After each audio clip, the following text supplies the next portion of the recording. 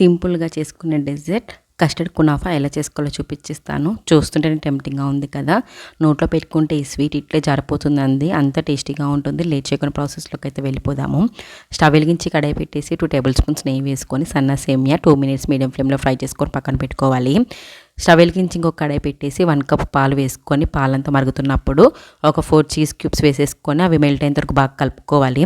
తర్వాత 2 table spoons కస్టర్డ్లో పాలు వేసుకొని ఉండలు లేకుండా బాగా కలుపుకొని పాలల్లో వేసుకొని దగ్గర పడేంత వరకు ఈ విధంగా కలుపుకొని పక్కన పెట్టుకోవాలి. ఇప్పుడు ఒక బౌల్ తీసేసుకొని ఫస్ట్ ఫ్రై చేసుకున్న సేమియా వేసుకొని అలాగే కస్టర్డ్ కూడా పైన వేసుకోవాలి.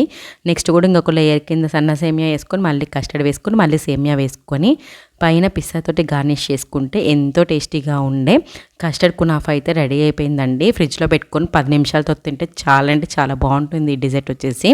మీరు కూడా ట్రై చేసి ఎలా వచ్చిందో కమెంట్లో అయితే చెప్పండి. వీడియో కనుక నచ్చితే తప్పకుండా ఒక లైక్ అయితే ఇవ్వండి. బాయ్.